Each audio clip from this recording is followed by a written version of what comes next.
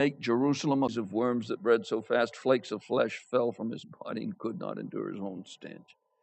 Day that demands our prayers, our words of encouragement, and us being up on our game to say something of nice and encouragement to some others. How you doing?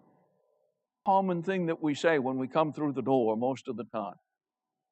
And then we usually lie about it. Oh, I'm fine. and the Lord knows that's not so.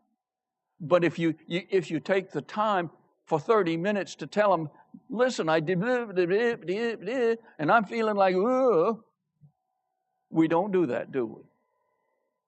We just put on the best face we can because we know that others aren't, and a whole lot of us. And we grieve over that. And that's what family does. We share. And we not only share in the fun times, the happy times, the good successes. When we are most important, we share in the really tough and difficult times. These people, can you imagine in 165 BC, trying to be a good Jew and living in Antiochus Epiphanes' reign and being forced to eat that you knew weren't religiously right for you?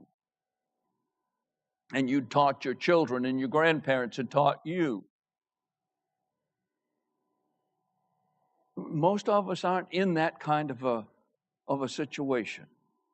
And yet, most every one of us have a relative that's not a member of the church. It may be a child or a son or a daughter, or parents or grandparents or cousins or aunts. And this time of year, you got to go and celebrate Christmas. And however you do it, you just make a good choice. And how we do it. I had it both ways. We had Santa Claus and Rudolph at home. And then we had the manger and the little baby being born in Christmas time, December 25th. But December 25th, the shepherds don't watch their flocks by night in the foothills of Bethlehem. May or June, or perhaps even in the summer. That's when they're up in the hills with the flocks. But anyway, please, Griff. I guess maybe somewhat related to this question, verse 27 is impressive to me because Daniel is overcome and he's sick because of this, but what he does after that is he gets up and he gets back to work.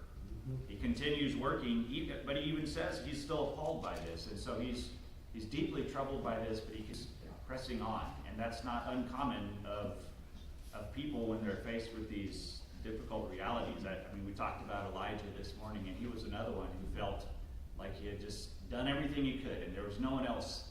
But God, in his time, said, basically, essentially, in so many words, I have a plan, and I've still got work for you to do.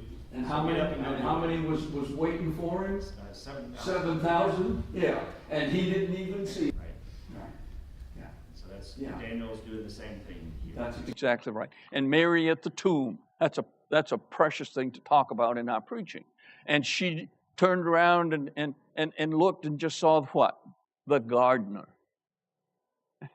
And she didn't even realize who she was looking at. And she was still so call it quits. Well, we've got the chapter of faith, all of the heroes of faith, and the horrible things. Tell it like it. Okay. Right. The whole thing is, he said, it's not up to me, it's up to the Father. So he's the one who's going to make the decision. And that's the whole thing. Today's time, we're looking for Christ to come every minute. Oh, this